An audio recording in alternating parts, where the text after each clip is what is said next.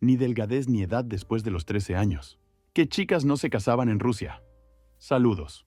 Hoy vamos a hablar de qué criterios se adhirieron a nuestros antepasados cuando dieron doncellas rusas en matrimonio. Y al mismo tiempo con más detalle, lo que las niñas y se evita en absoluto. Es cierto que en Rusia, la edad de matrimonio para la parte femenina de la población era de 13 años, y lo que una doncella debería haber sido capaz de hacer antes de entrar en el matrimonio. Si las chicas bien alimentadas tenían realmente una ventaja significativa sobre las flacas. ¿Por qué defecto físico se definía a las brujas en Rusia? ¿Y por qué la verja de entrada a la casa de la novia fracasada se embadurnaba de alquitrán y se obligaba a la culpable a pasar por la iglesia a 4 patas? Asegúrese de ver el vídeo hasta el final, porque así aprenderá mucha información nueva y útil sobre el tema. Independencia temprana. Muchos de vosotros sabéis de primera mano que los habitantes de la antigua Rusia dominaban con suficiente antelación todas las habilidades necesarias para el mantenimiento del hogar. Basta recordar cómo se organizaban las familias campesinas en aquellos tiempos. Los más jóvenes ayudaban a los mayores, y estos, a su vez, realizaban muchas tareas en la casa. Nuestros antepasados se adherían al principio de igualdad en la familia. Por eso no dividían a la generación más joven por sexos. También es importante que las niñas rusas se casaran a una edad temprana. Por ejemplo, la edad de matrimonio de las representantes del sexo femenino comenzaba, por término medio, a los 13 años. Y puesto que las doncellas entraban en la edad adulta, simplemente tenían que tener una comprensión plena de sus deberes. Esto y cocinar, y la costura, y la capacidad de inundar la cocina de la casa y traer agua del pozo. Probablemente se preguntarán, ¿y si una chica no se casaba antes de la mayoría de edad? En primer lugar, en las novias fallidas, de hecho, nadie de los novios potenciales no prestó atención. Aquí es apropiado frase que se ha hecho popular. Sasidelasya en mozas.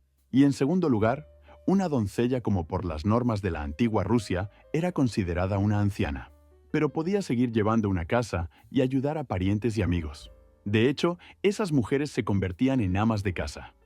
Sin embargo, las principales obligaciones femeninas seguían siendo las que se aceptan en todos los países y pueblos del mundo.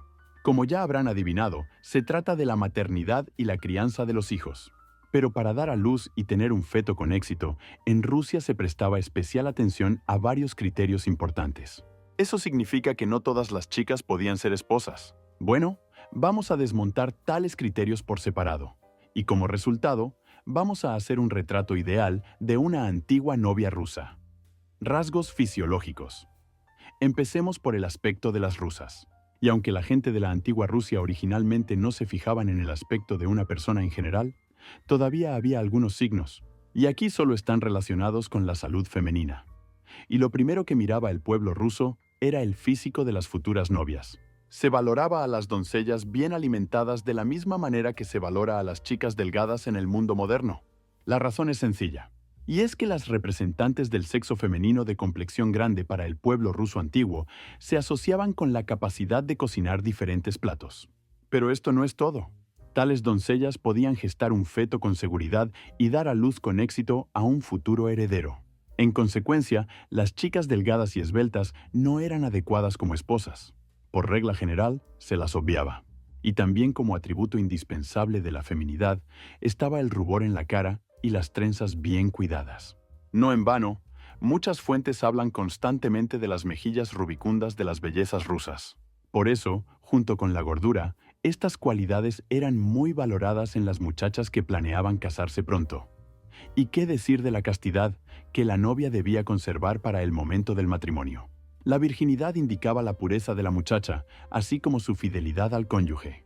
De lo contrario, una doncella infiel era ridiculizada por el pueblo, deshonrada por toda la familia y, además, tenía una conversación seria.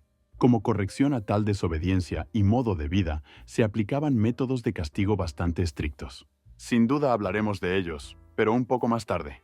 Estatus social. El estatus de la futura novia también jugaba un papel clave en la vida de la muchacha. Una posición elevada en la sociedad indicaba la riqueza de la doncella y el hecho de que no tendría que ser pobre en un periodo difícil. Así que las representantes ricas del sexo femenino también tenían ventaja sobre las pobres. En la mayoría de los casos, una novia rica era elegida por hombres que también poseían un patrimonio importante en la familia. Pero las chicas pobres solo podían contar con novios que procedieran de familias pobres. Brujas en Rusia. Llamamos su atención sobre el hecho de que las brujas o hechiceras eran comunes no solo en Europa. En Rusia, este tipo de niñas y mujeres también tenían un lugar. Pero, ¿cómo las definían nuestros antepasados? Para determinar si una bruja delante del pueblo ruso o no, bastaba con mirar a la encorvada. Es por este defecto físico determinado representantes femeninas antipáticas del sexo femenino. Y si además parecían ancianas, se determinaba automáticamente la condición de bruja o hechicera. Por supuesto, tales niñas y mujeres no fueron quemados en la hoguera, como ocurrió en los países de la Europa medieval. Pero evitarlas y no comunicarse con ellas, bien podía. Naturalmente, las brujas en Rusia no eran adecuadas para el papel de una novia potencial. Castigos severos. Aquí llegamos a la última cuestión, aunque no carente de importancia. Se refiere a las penas para las novias fracasadas y culpables. Si una chica rusa no podía casarse, su destino era decidido por parientes y conocidos. Porque dejarla sin atención nuestros antepasados simplemente no podían.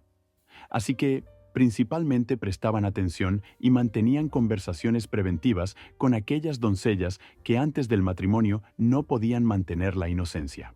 El hecho de la viciosidad se determinaba después de la primera noche de bodas.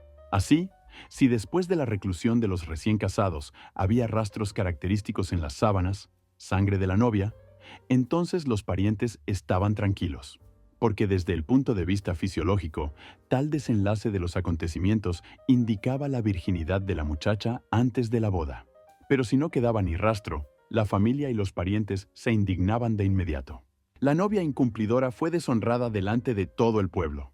Los rumores sobre la doncella negligente se extendieron con rapidez, y el novio, a su vez, abandonó a la infiel. A partir de ese momento, el matrimonio se consideró nulo. Pero los acontecimientos posteriores no acabaron ahí. Como es sabido, las casas y edificios de madera estaban muy extendidos en la antigua Rusia. La entrada a las mismas comenzaba, por regla general, por la puerta. Estas últimas se untaban con alquitrán, para que todos los lugareños supieran: aquí vive la ramera, como llamaban los rusos a las muchachas que perdían la virginidad antes del matrimonio. Sobre todo, las doncellas descuidadas temían las medidas físicas de prevención. Por un lado, podían ser totalmente castigadas con un látigo, y a menudo los testigos eran transeúntes corrientes. Además, la muchacha culpable era obligada a dar 3 vueltas alrededor de la iglesia. Todo quedaba en nada, pero la chica pasaba tal prueba a gatas. Todos estos métodos cumplían una función más: educativa. Y como las futuras novias comprendían lo que les esperaba en caso de no cumplir con su deber marital, intentaban mantener la castidad. Al final, las novias fracasadas podían contar con el papel de ama de casa o casarse con un viudo. Conclusión. Así pues, no todas las muchachas de la antigua Rusia conseguían casarse. Nuestros antepasados favorecían sobre todo a las novias castas, porque esta cualidad se valoraba por encima de todo.